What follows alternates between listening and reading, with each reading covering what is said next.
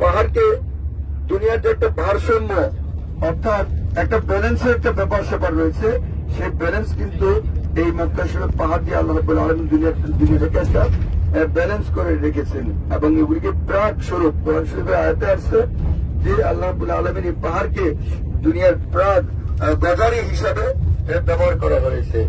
এবং আপনার ডাইনে এবং বামে যেগুলো দেখতেছেন जमजम इधर भरता है मदीना जाता टैंकर इधर জমজম। हाँ इधर जमजम टैंकर भरता है मदीना में जाता है ये जमजम का আমার ড্রাইভার ভাই কিন্তু খুব ভালো মানুষ, আচ্ছা আদমি হয়। আমাকে বলতে হাতের ডান পাশে যেটা এটা হলো জমজমের আন্ডারগ্রাউন্ডের ট্যাঙ্কি, আন্ডার ট্যাঙ্কি লক্ষ্য করেন ডান পাশে। হ্যাঁ, এইখানে এসে জমজম জমা হয় মাটির নিচে। এইখান থেকে বিভিন্ন জায়গায় সাপ্লাই মদিনায় দেওয়া সব কিছু এখান থেকে করা হয় হাতের ডান পাশে। হাতের ডান পাশে মাটির নিচে এখানে অনেক বড় ট্যাঙ্কার আছে আন্ডারগ্রাউন্ডে। इमाम हरम का शेख बिन हमीद शेख बिन हमीद इमाम हरम বিন আহমেদ। এই ডান পাশে যে মসজিদটা দেখতেছেন, এই ডান পাশে যে মসজিদটা দেখতেছেন, এখানে যে হারেমের যে ইমাম উনিও এখানে থাকেন, এখানে থাকেন। इधर देखो मशरूम मलिक अब्दुल्ला बिन अब्दुल अजीज बोतल मिलता है 5 लीटर वाला, इधर कंपनी है जमजम का।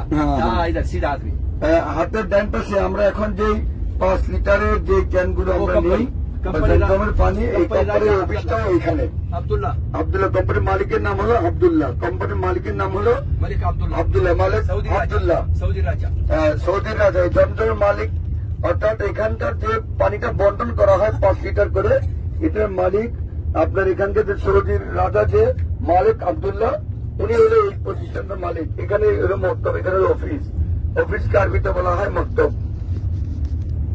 আর লক্ষ্য করেন ডাইন পাশে বাম পাশে আপনারা গাছ দেখতে পাবেন অনেক।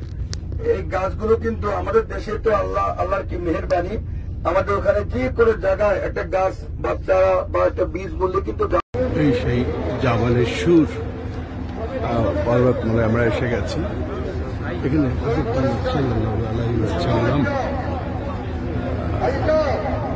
মদিনা যাওয়ার পথে আত্মগোপন করেছিলেন।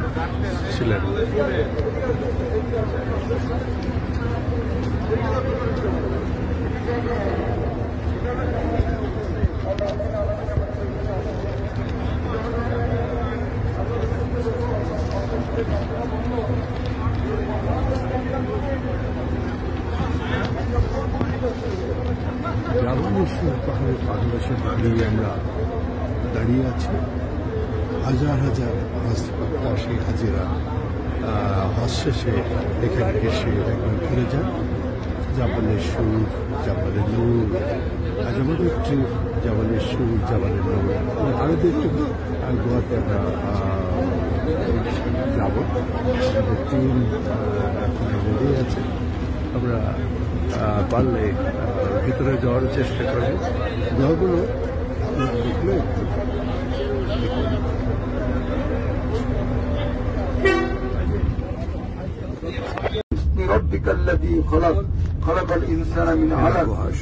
এই 5টা আয়াত নাযিল হয়েছে। এরপরে কোরআন এখান থেকে সে নাযিল হয়, সে